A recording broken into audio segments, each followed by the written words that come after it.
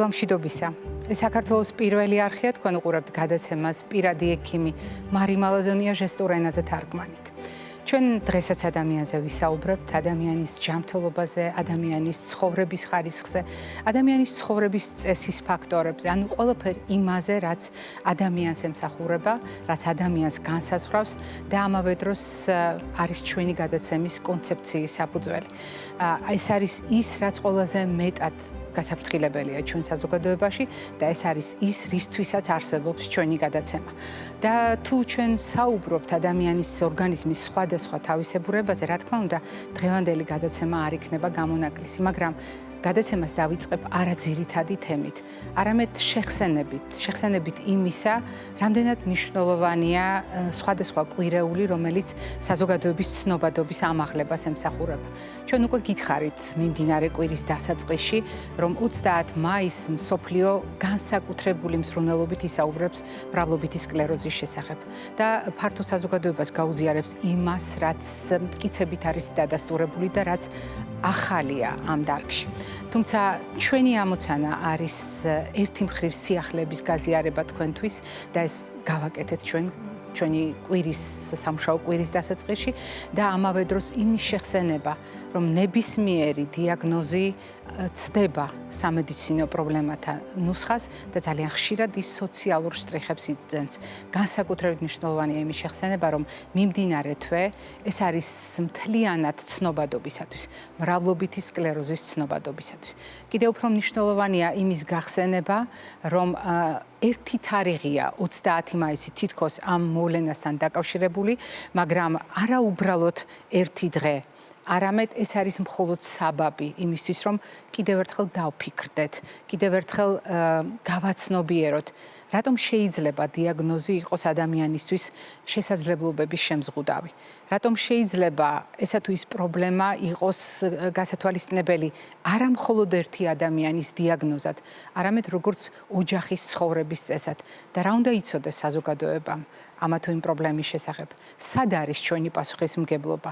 რაში გამოიხატება ჩვენი მხარდაჭერა? და მე გაგახსენებთ იმ განსაკუთრებულ სათქმელს, რომელიც ძალიან ხშირად გვაქვს ხოლმე თქვენთვის გასაზიარებელი.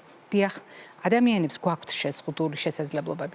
არის უამრავი მდგომარეობა, სხვადასხვა დიაგნოზი, რომელმაც შეიძლება მართლაც შეგვიზღუდოს შესაძლებლობა, მაგრამ როგორი იქნება საზოგადოება, რამდენად ადაპტირებადი იქნება გარემო, რამდენად მხარდამჭერი იქნება გარემო. ეს განსაზღვრავს იმას, ადამიანს მართლაც ექნება თუ არა შეზღუდული უნარები. დიახ, რადგან ჩვენ არაერთხელ გვითქვამს შეზღუდული შესაძლებლობების მიუხედავად, თუ საზოგადოება არის სათანადოდ მწიფე, ადაპტირებული, განვითარებული, თანაგრძნობით ახსავსე, მაშინ შეზღუდული შესაძლებლობების მიუხედავად ადამიანების უნარები იქნება შეუზღუდავი.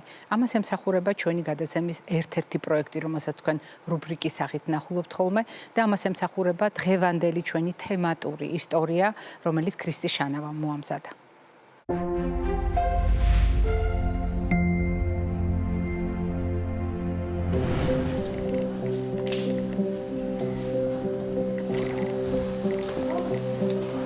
პირველად ხოდა გაურება. აი დილით გავიღვიძე, მთავრო მესხმის, ვიფიქრე წნება მაქვს, გავისინჯე წნება არ იყო. მეორედ უფრო ძიმე მქონდა, წელს ქვევით საერთოდ მოვწყდი. ზნობელობა დაკარგული მქონდა, ყველანაირად მარტო გულზეც არ მქონდა, ხარცხელებზე. სამსახურში დავდიოდი ამ დროს. მირჩიეს რომ ნევროლოგთან წავსულიყავი. საერთოდ არ ვიცოდი მაგ დაბადების შესახებ, არც მქონდა გაგონილი. მე ვარ დოდო კალანდაძე, 63 წლის, ქალაქ თბილისიდან. ვარ გაფათური სკლეროზის დიაგნოზის მქონე პაციენტი. თავიდან ვერაფერი ვერ აღვიქვი. მე გადავხედე რა თქმა უნდა, ინფორმაციას რაღაცა, ცოტა კი შემეშინდა. შემეშინდა, რომ მეთქი ძალიან ბევრი რამე მაგასაკეთებელი, შემი თავი შემეცოდა იმ მომენტში, რომ ვიფიქრე, რომ ალბათ ვერაფერს ვეღარ გავაკეთებ. რეალობა აღმოჩნდა სხვა, როგორც ეთყობა, ჩემი დაავადება პროგრესული არ იყო. მივეჩვიე გაფათულ სკლეროზთან თანამეგობრობას, როგორც იტყვიან. ადრე როგორც ვიყავი ენერგიული კი ვარ, ენერგიული, მაგრამ იმდენად ვერა, ცოტა დავამუხრიჭე ჩემი მოძრაობა, ჩემი ქმედებები. ადრე ისე ვიყავი, რომ ჩემ თავს არ უწევდი კონტროლს, აი დაღლილამდე მივდიოდი, ნუ რაღაცას რო ვაკეთებდი ოჯახში, რა თქმა უნდა, და სამსახურშიც ბოლომდე ვიხარჯებოდი. ეხლა უკვე ვეღარ და აღარ. ეხლა როგორც კი უნდა ნუ ვიგზნობ თავს ისე, შეუძლოთ არა, უბრალოდ რომ დავიღლები. საკმარისია 15 წუთი ჩემ თავს მივხედო, დავისვენო, უსმენ უკვე ჩემ ორგანიზმს. ვისწავლე ის, რომ გულთან არ უნდა მიუშვა არაფერი, არ უნდა ინერვიულო. ჩემ თავს უძახებ, დოდო ესე არ გამოვა, ხო? გაიღიმე და სხვათა შორის ძალიან მიყვარს ეს გაღიმება და აი სერიოზულად სახესაც ვერ ვიღებ. კარგად ვარ, ცუდად ვარ, ყოველთვის ვიღიმი, არ მინდა რომ ჩემი ტკივილი სხვას მოვახვიო თავზე და ვერც არც მინდა რომ ვაგრძნობინო რომ მე რაღაცა მტკივა და რაღაცა მაწუხებს. ძალიან მიყვარს მეგობრებთან ურთიერთობა, ძალიან ხშირად ვიკრიბებით გოგოები და აი ეს პოზიტიური განწყობა ყველაფერს გავიწყებს როგორც და კიდევ დავდივარ მოყვარულთა ჯგუფში ცეკვაზე, რომელიც აი მაბედნიერებს რო იტყვია და აი ყველაზე ჯანმრთელობს ვცნობ თავს იქ რო დავდივარ, აი სურვილი მაქვს რომ ყოველდღიურია მიუხედავად იმისა, რომ ჩემი მდგომარეობა და მაინც აი ყველანაირად ვახერხებ რომ ბოლომდე გავაკეთო ჩემი საქმე ამ სიტუაციაში.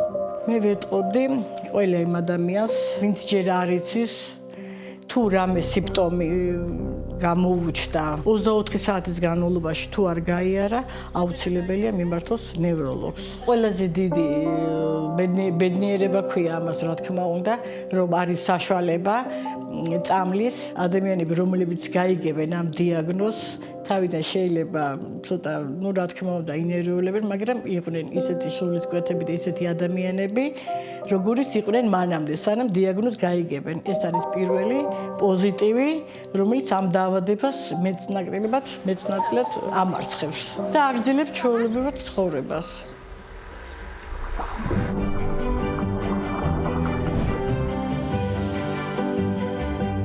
როდესაც ჩვენ ადამიანის ჯანმრთელობაზე ვსაუბრობთ, ჩვენ ვითვალისწინებთ ყველა ფაქტორს, რომელიც ადამიანისთვის არის მისი სიცოცხლისთვის საყურადღებო. ეს გახლავთ ადამიანის ასაკი, სქესი, ჯანმრთელობის პარამეტრები. ძალიან მნიშვნელოვანია ადამიანის ინდივიდუალური მახასიათებლები, მაგრამ არ უნდა დაგვაუწყდეს, რომ ადამიანი ნაწილია იმ სამყაროსი, სადაც სხვადასხვა ფაქტორთან ერთად იცვლება მაგალითად სეზონი, იცვლება გარემო, იცვლება ფაქტორები, რომელიც ჩვენს ჯანმრთელობაზე ახდენს გავლენას და მათ შორის ჩნდება მეტად აგრესიული და ნაკლებად აგრესიული ესა თუ ის მოვლენა და როდესაც მზის აქტივობა ძალაში შედის, როდესაც ზაფხული ახლოვდება და ყველაზე ხშირად ჩვენ სწორედ მზის აქტივობის მატებასთან დაკავშირებულ პრობლემებზე განსაკუთრებით ვამახვილებთ ხოლმე ყურადღებას, გვაქვს ტრადიცია, როდესაც დერმატოლოგები იკრიბებიან ჩვენთან სტუდიაში. და ამ ტრადიციას აქვს კიდევ რამდენიმე საფუძველი, რომლის შესახებაც უკვე გადაცემის მსვლელობისას მოგიყვებით, თუმცა მანამდე გაგახსენებთ, რომ დღეს ჩვენს გადაცემაში სტუმრად არის ადამიანები, რომლებიც კანის ჯანმრთელობაზე ზრუნავენ, მათ დერმატოვენეროლოგები ჰქვიათ და დღევანდელი ჩვენი გადაცემის სტუმრები არიან ფოტოდერმატოლოგიისა და კანის კიბოს ასოციაციის დამფუძნებელი და პრეზიდენტი, დერმატოვენეროლოგი პროფესორი ქალბატონი ლალი მეკოკიშვილი და დერმატოვენეროლოგი ქალბატონი ნათია შეყლაშვილი. დილამშვიდობისა კოლეგებო. დილამშვიდობის მარია. როდესაც მე ტრადიცია ვახსენე, მე ვიგულისხმე ამ შემთხვევაში თქვენთან მრავალწლიანი თანამშრომლობა და ის ტრადიცია, რომელიც თუნდაც ევრომელანომას უკავშირდება. ამ საკითხს ჩვენ მოგვიანებით შევეხებით, მაგრამ რატომ დღეს, რატომ შევიკრიბეთ საგანგებოდ, იმიტომ რომ ჩვენ კანის ჯანმრთელობასთან დაკავშირებით მარტო მელანომაზე არ ვსაუბრობთ ხოლმე, მარტო მელანომის აქტუალობას არ უსვამთ ხოლმე ხაზს, მით უფრო რომ თვალიდან ძალიან მასშტაბური მოვლენები დაუკავშირდება კანის ჯანმრთელობას, როდესაც მსოფლიოს სხვადასხვა ქვეყნის წარმომადგენელი თავს მოიყვნის სწორედ თბილისში იმისათვის, რომ კანზე ვისაუბროთ. მადლობა პირველ რიგში მოწვევისთვის. ხვალ ნამდვილად იწყება გრანდიოზული კონგრესი, რომელიც აკრედიტებულია ევროპის პოსტდიპლომური განათლების საბჭოს მიერ და მიენიჭა 21 კრედიტი, ჩვენ ამაყები ვართ ამით. კონგრესზე მონაწილეობენ 15-ზე მეტი ქვეყნის წარმომადგენელი, მათ შორის 10 ქვეყნის სხვადასხვა საზოგადოებების პრეზიდენტები, მათ შორის დერმატოლოგთა საერთაშორისო საზოგადოების პრეზიდენტი. ჩვენ შესახებ ინფორმაცია დერმატოლოგთა საერთაშორისო ლიგის ვებგვერდზეც დაიდო. ანუ გვაქვს ძალიან სერიოზული საერთაშორისო მხარდაჭერა და წელს განსაკუთრებული გახავთ ის, რომ ბრიტანეთის დერმატოლოგთა საზოგადოება თავისი მასიური, ესე ვთქვათ, წარმომადგენლობით არის კონგრესზე წარმოადგენილი, ყავს 20 ბრიტანელი სპიკერი და მათ შორის არჩეული პრეზიდენტი ბრიტანეთის დერმატოლოგთა საზოგადოების. ყველაზე საინტერესო ის გახლავთ, რომ ახალგაზრდებისთვის აქ ბევრი პლატფორმა შევქმენით, მათ შორის იქნება რეზიდენტების სესია, სადაც გამარჯვებულს ბრიტანელებიც გამოავლენენ და დააჯილდოვებენ გრანტით, რომლითაც გამარჯვებული შეძლებს ბრიტანეთში დაესწროს მათ კონგრესს, ასევე ჩვენ გამოვავლენთ 3 საუკეთესოს. კიდევ გვაქვს დერმატოლოგიური ჩემპიონატი, სადაც გამარჯვებული მიიღებს უკანასკნელი თაობის დერმატოსკოპს. ეს ახალგაზრდებს რაც შეეხება.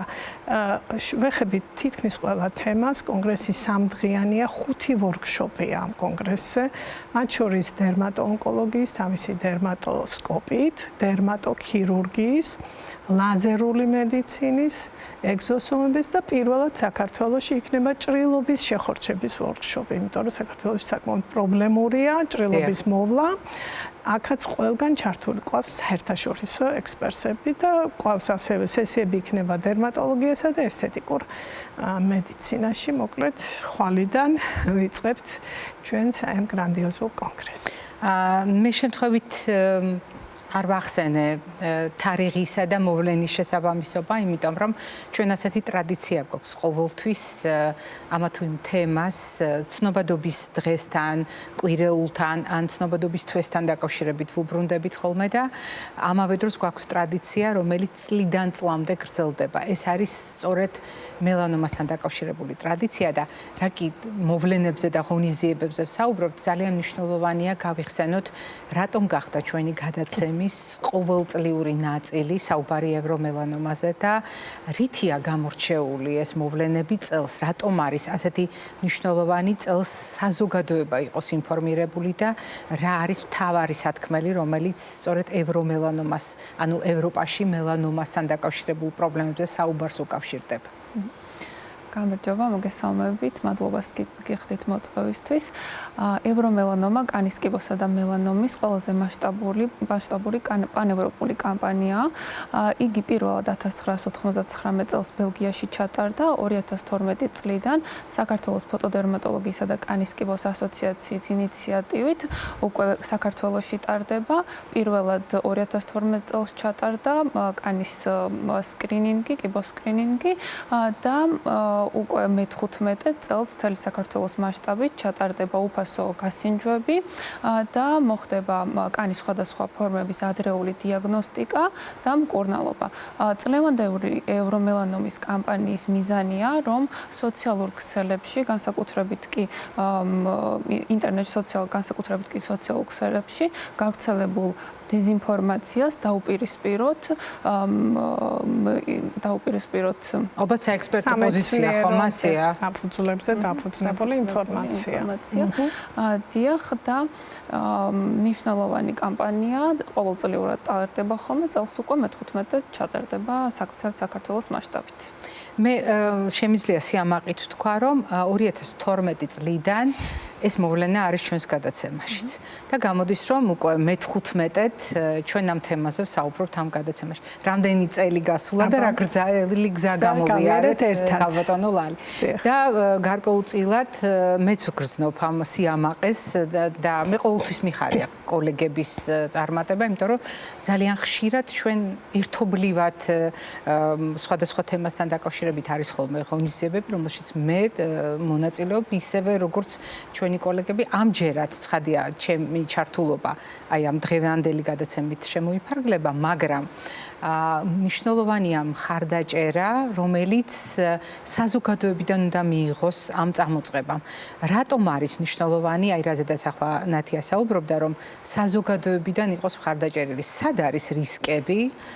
პროფესიონალები რატომ თვლიან საჭიროდ, რომ რაღაც გადაწყვეტილებები მიიღონ საპირისპიროდ იმისა, რაც ხდება სოციალურ ქსელში. რა ხდება სოციალურ ქსელში? ისეთი, რაც კანის ჯანმრთელობას ასე ვნებს. აი სწორედ ამაშია საქმე, რომ ეს ინფორმაცია საშიში გახდა. აქ არ არის საუბარი მხოლოდ დეზინფორმაცია. საშიში ინფორმაცია. აი რა ტიპის არის ეს ინფორმაცია, რომელიც ასე საშიშია? ინფორმაცია ესეთი, როდესაც გახდება ტრენდული, ანუ მოდაშია, რომ კანი იყოს დამწვარი. აქ უკვე რუჯზე აღარ არის საუბარი. საუბარია კანის დამწვრობაზე, სპეციალურად იკრავენ ტატუსავით და მერე მზეს უშვერენ, იმას აიცლიან და ყვავილი იხატება, თეთრად რჩება და გარშემო დამწვარი კანი. ან ის რომ საჭიროა აუცილებლად წინასწარ გაირუჯო იმისთვის, რომ მერე რუჯის მისაღებად წახვიდეს სოლარიუმში წინასწარ ირუჯები. ის რომ მაგალითად სათვალე აჩენს კანის კიბოს, მზის დამცავი აჩენს კანის კიბოს. და ამ ყველაფერ ინფორმაციას ავრცელებენ ეგრეთ წოდებული ინფლუენსერები და ასე შემდეგ.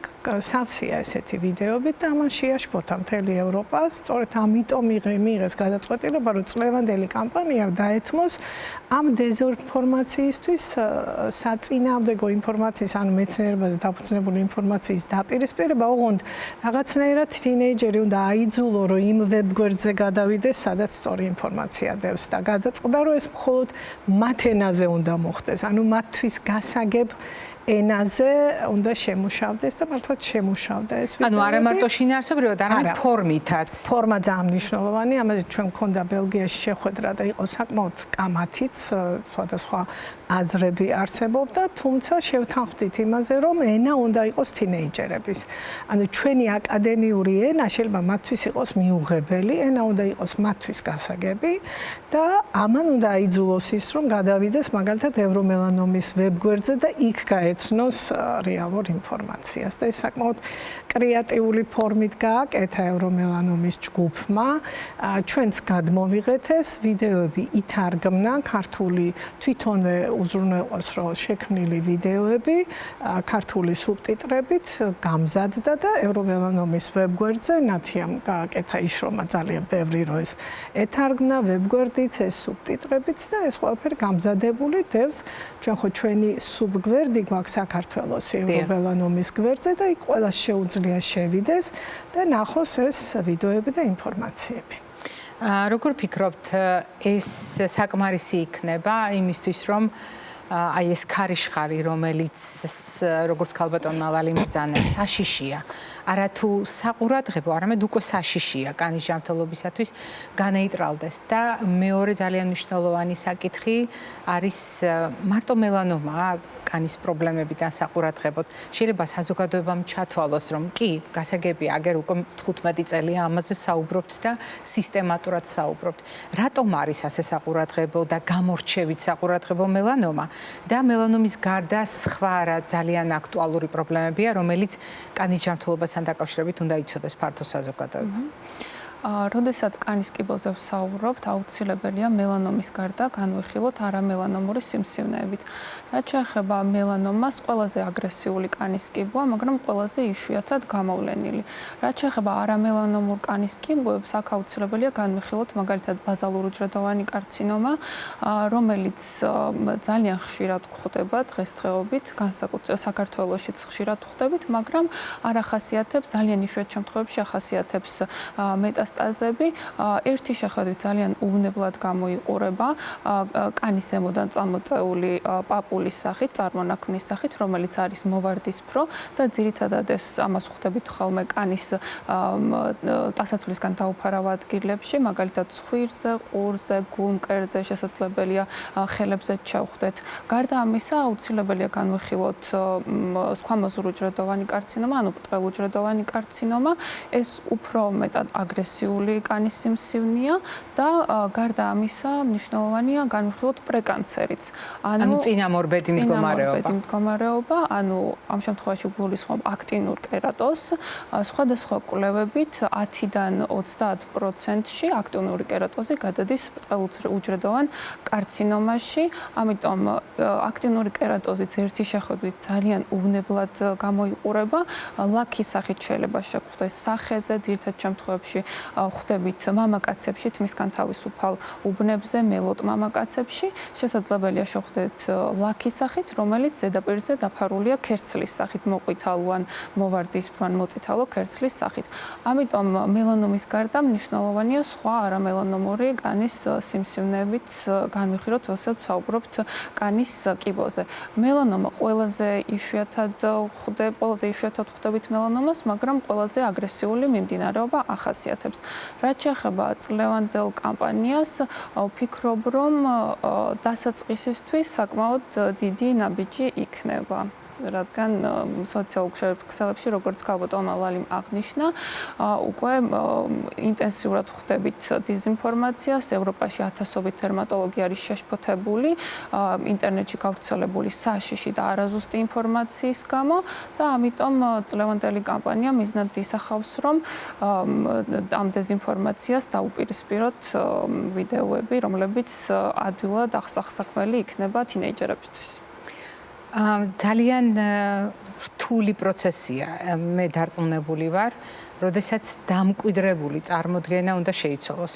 გაცილებით უფრო მარტივია საზოგადოებამ წინდახედულად იზრუნოს იმაზე, რომ პრობლემები აიცილოს თავიდან და ჩვენ ექიმებმა ეს ყველაზე კარგად ვიცით, პროფილაქტიკა რამდენად მნიშვნელოვანია პრობლემისა თავიდან ასაცილებლად და რამდენად რთულია უკვე არსებულ პრობლემასთან გამკლავება. თუმცა მე დარწმუნებული ვარ, აკადემიური სამედიცინო საზოგადოება იპოვის გზებს იმისთვის, რომ ეს საკითხები მოაგვაროს და დავუბრუნდებით სწორედ საზოგადოების ინფორმირებულობას და საკითხს წარმოდგენებთან დაკავშირებით. რა თქმა უნდა, მელანომა არის ყველაზე აგრესიული კანის ონკოლოგიური დაავადება. იშვიათი, მაგრამ ძალიან საყურადღებო იმისთვის, რომ ნამდვილად დაიმსახუროს მან, ხშირად ვისაუბროთ ამ თემაზე. თუმცა თქვენ ახსენეთ, ნათია, სხვა ონკოლოგიური პრობლემები, რომელიც კანს უკავშირდება. დამნაშავე ყოველთვის მზეა და მარტო მზეა, თუ არის სხვა აგრესიული ფაქტორებიც, რომელიც თანამედროვე ცივილური საზოგადოების წარმომადგენელმა უნდა გაითვალისწინოს. მხოლოდ მზეა იმაში ბრალდებული, რომ კანის ონკოლოგია ვითარდება. მხოლოდ ზე არ არის და თანაც კანის სიმსივნეს გააჩნია. არაეპითეალური კანის სიმსივნების შემთხვევაში უპირატესი როლი მზეს უკავია, ამიტომ ჩნდება კანის ღია ადგილებზე და არის დაგროვებითი კუმულაციური დოზის შედეგი, ამიტომ ასაკიანებს უფრო ხშირად ემართებათ, თუმცა გენეტიკას ძალიან დიდი მნიშვნელობა აქვს, ამიტომ ყოველთვის ვეკითხებით პაციენტს მის წინაპრებს ხომ არ ქონდა ან თვითონ ხომ არ ქონდა კანის სიმსივნის რამე გამოვლენა, ზოგჯერ იციან ხოლმე, რომ სხვა სიმსივნეს მოიყვანენ, თუმცა სხვა სიმსივნის განვითარება, კანის სიმსივნის განვითარების რისკებს ნაკლებად ეხება. რაც შეეხება მელანომას, ეს მაინც უფრო მეტად მულტიეტიოლოგიურია, გენეტიკურ ფაქტორს აქვს ყველა უფრო მეტი მნიშვნელობა აქვს და მნიშვნელობა აქვს არა დაგროვებით დოზას, არამედ ინტენსიურ გამოსხივებას. და ამიტომ არის სწორედ, რომ სოლარიუმი ითვლება სწორედ მელანომის რისკის მაღალ ფაქტორად, იმიტომ რომ სოლარიუმში გამოიყენება მაღალი ინტენსივობის სხივი, რომ დიდხანს არ გაჩერდეს ადამიანი და მალე მიიღოს რუჭი, ხო? შესაბამისად, ეს ინტენსიური გამოსხივება განსაკუთრებით კი ახალგაზრდებში 18 წამდე ასაკში ორმაგად ზრდის მელანომის განვითარების რისკს. ეს არის დადასტურებული ფაქტი, რომელსაც ვერსად ვერ გავექცევით.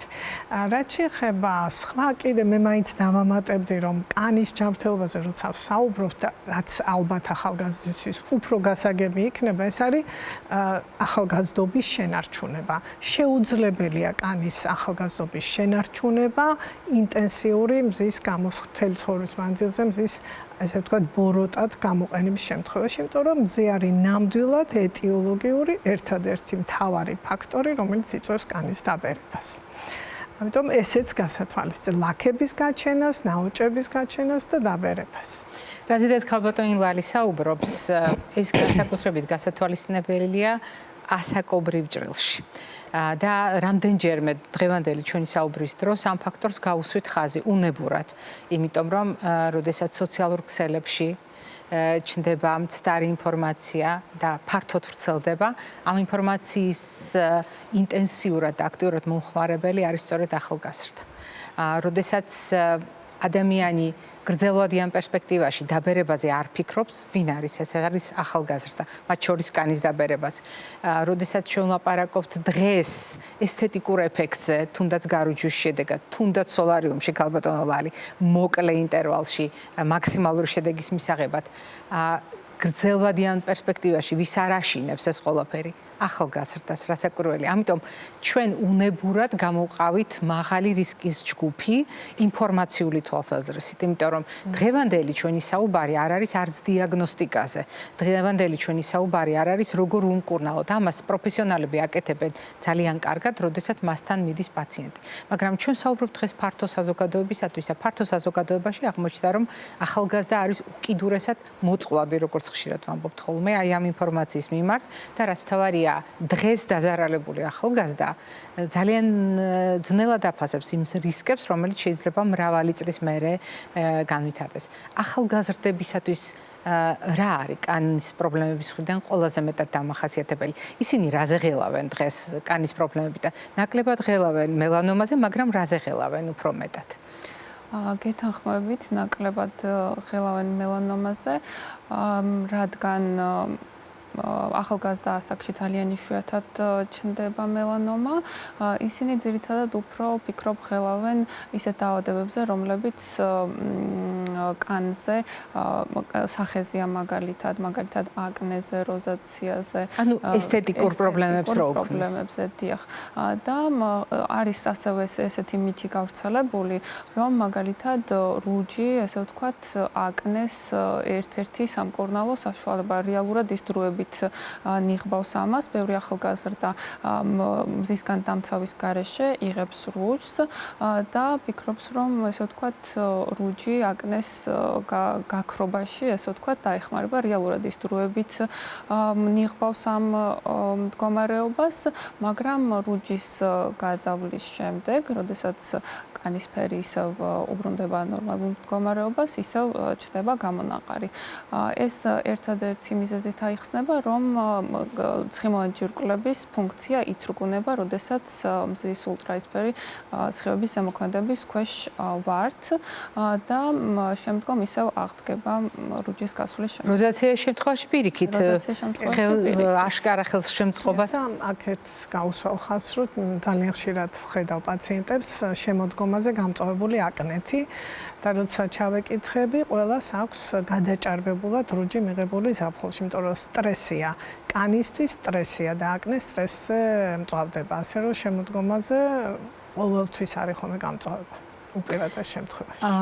რეალურად დღეს ჩვენ უნებურად სეზონურ პრობლემასაც შევეხეთ, იმიტომ რომ ახლა ისეთი პერიოდია კალენდარულად, როდესაც ზაფხულის მოახლოება და ზაფხულის დადგომა ადამიანებს მზესთან დამეგობრებისკენ უბიძგებს, განსაკუთრებით ვისაც უყვარს ეს პროცესი და დღევანდელი ჩვენი საუბარი იყო რისკების შეხსენება, ასაკის მიუხედავად, დიაგნოზის მიუხედავად, კანის ჯანმრთელობისთვის და კანის ინტერესებიდან გამომდინარე.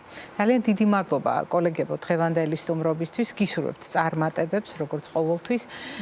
მიხარია რომ ასეთი მნიშვნელოვანი მოვლენები ხდება ჩვენს ქვეყანაში და ჩვენს სამედიცინო საზოგადოებაში, მით უფრო რომ კანის ჯანმრთელობა ეს არის პრაქტიკულად სარკე ჩვენი ორგანიზმის და არც ის გვავიწყდება, რომ ყველაზე დიდ ორგანოზე ვლაპარაკობთ, რომელიც ქმნის ბარიერს ჩვენსა და გარემოს შორის.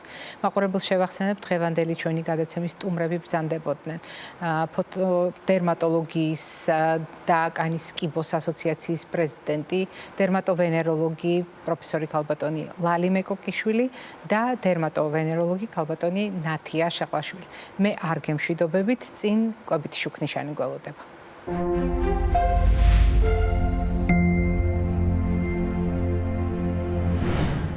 დღევანდელი ჩვენი კვებითი შუქნიშანი რამდენიმე საკითხის გამთლიანებას შეეცდება. თუნდაც იმიტომ, რომ კანი და მისი პრობლემები გავიხსენოთ, დავუკავშიროთ ონკოლოგიური რისკები კანის ჯანმრთელობას და ყველა ამ საკითხს მოვარგოთ კვება. ჩვენ შევთანხმდით, რომ ეს არ იქნება უნივერსალური რეკომენდაცია. ჩვენ შევთანხმდით, რომ ასეთი უბრალოდ არ ვიცით რეკომენდაცია, რომელიც ყველას ერთნაირად ყველა სიტუაციაში წაადგება, თუნდაც კანის ონკოლოგიური პრობლემის და კვებით შუქნიშნის გათვალისწინებით.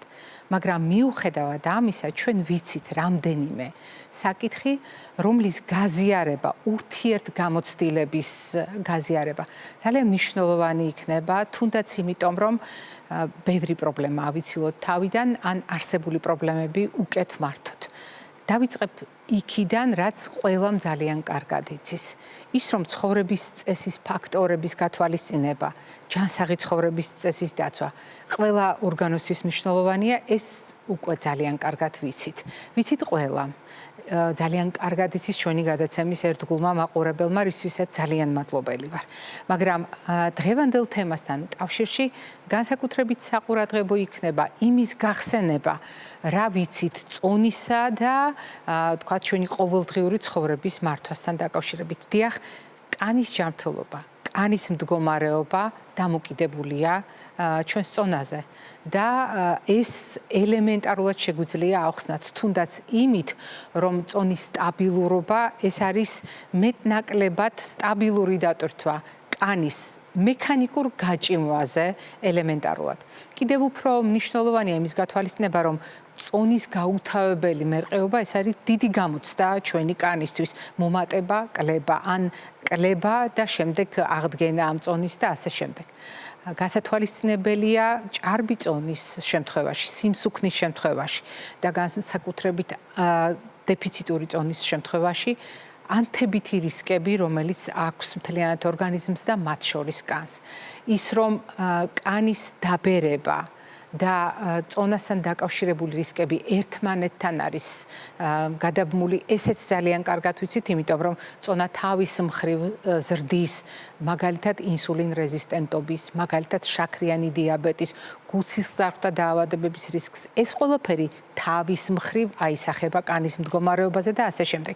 მარტო ამ თემაზე შეიძლება გაუთავებლად ვისაუბროთ და ამას არ ეყოფა ერთი გადაცემაც კი. ძალიან ბევრი დრო დაგჭირდება ამ თემაზე სასაუბროთ, თუმცა წონა რომ მნიშვნელოვანია კანისთვის, ეს გავიხსენეთ და ის რომ წონასთან დაკავშირებული რისკები, დაბერების ალბათობასაც ზრდის, დაავადებების განვითარების ალბათობასაც ზრდის და მათ შორის ზრდის ონკოლოგიურ რისკებს, აი ეს არის მნიშვნელოვანი კიდევ ერთი წახნაგი, როდესაც კანი, ონკოლოგია და ჩვენი კვებითი რეკომენდაციები ერთად შეკრული უნდა წარმოვიდგინოთ. დიახ, წონის სტაბილურობა ჩვენი ორგანიზმისათვის, ჩვენი პარამეტრების შესაბამისად ოპტიმალური წონის შენარჩუნება ძალიან მნიშვნელოვანია ონკორისკების თავიდან ასაცილებლად და მათ შორის კანის ონკორისკების თავიდან ასაცილებლად.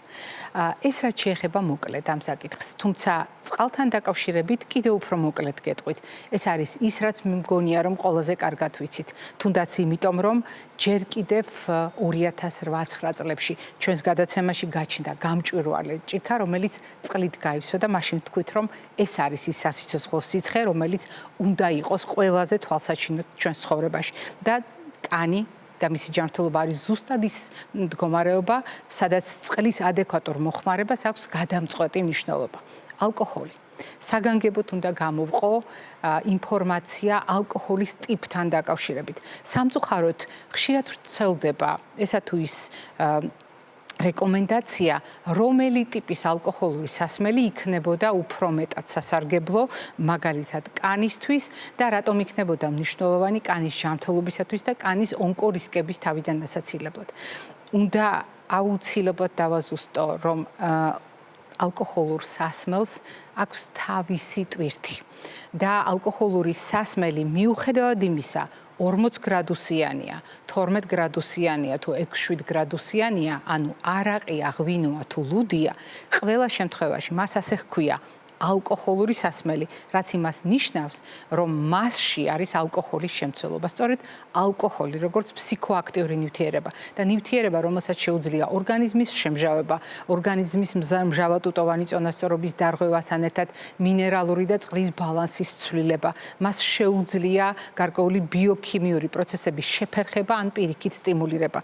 უნდა განვიხილოთ როგორც რისკის ფაქტორი ონკოლოგიური დაავადებების შემთხვევაში და გამონაკლისი არ გახლავთ კანის ონკოლოგია. განსაკუთრებით მაშინ, როდესაც ადამიანი რისკის ჯგუფს განეკუთვნება, იქ სადაც დადასტურებულია გენეტიკური წინასწარ-განწყობა, იქ სადაც ცხოვრების წესის სხვა ფაქტორები არის დამამძიმებელი, აგრეთვე ონკოლოგიის თავიდან ასაცილებლად ან ონკოლოგიური დაავადების უკეთ მართვისთვის ძალიან მნიშვნელოვანია გონივრული, რაციონალური დამოკიდებულება ალკოჰოლური სასმელის მიმართ.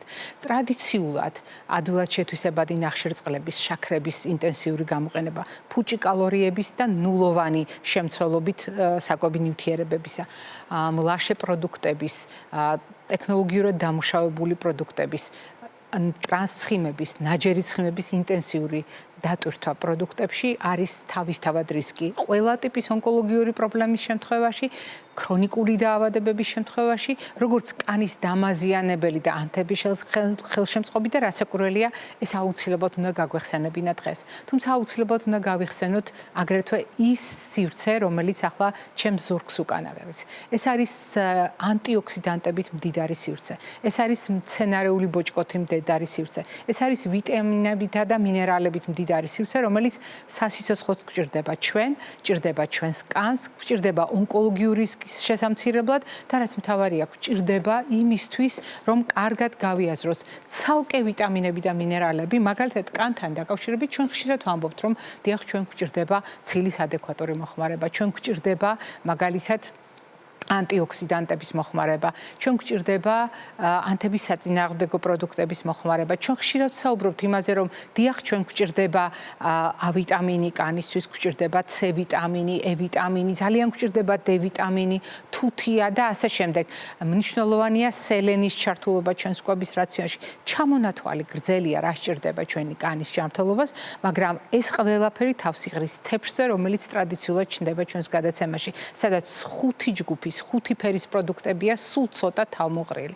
კიდევ უფრო მნიშვნელოვანია ხოლმე ხაზგასმა, რამდენად საყურადღებოა წყლის აუცილებელი ჩართულობა და ცხიმების სწორი გამოყენება ფიზიკურ აქტივობასთან ერთად. ზუსტად ისე, როგორც ჰარვარდის თეფშის შემთხვევაში გვაქვს წარმოდგენილი.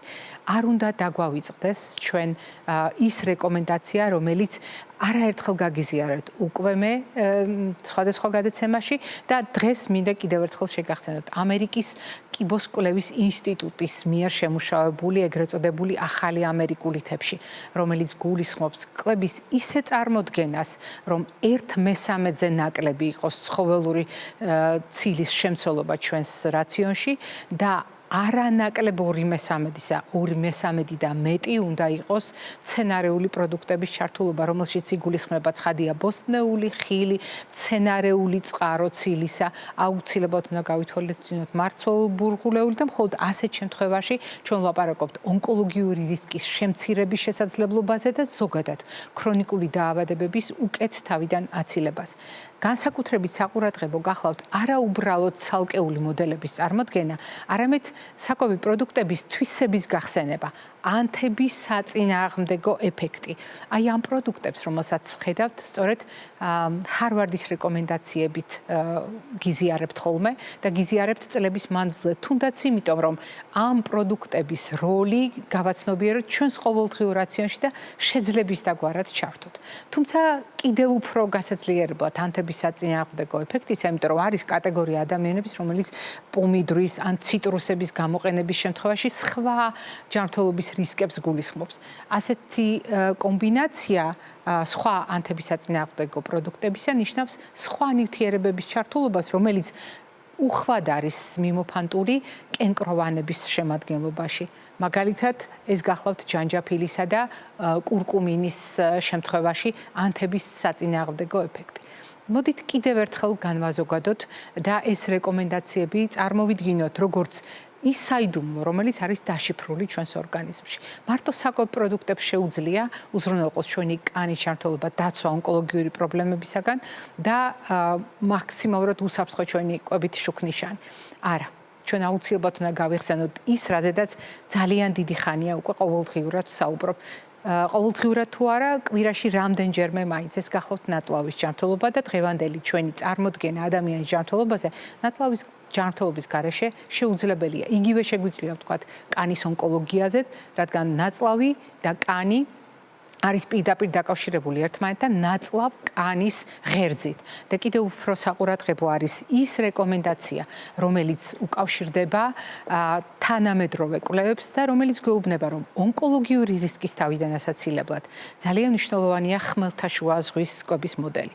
კანის ჯანმრთელობისთვისაც ძალიან მნიშვნელოვანია ხმელთაშუა ზღვის პირეთის კვების მოდელი. და გამოდის, რომ დღევანდელი ჩვენი სათქმელის შემაჯამებელი კვების მოდელი, რომელიც უნდა ვახსენოთ, არის სწორედ ხმელთაშუა ზღვისპირეთისათვის დამახასიათებელი კვების მოდელი, რომელიც თავის თავში აერთიანებს ონკოლოგიური რისკების თავიდან აცილებას, რისკების შემცირებასაც და კანის მაქსიმალურ დაცვას. ცხადია მრავალ სხვა დაავადებასთან ერთად, რომლის თავიდან აცილება სწორედ ასეთი კვების მოდელით არის შესაძლებელი.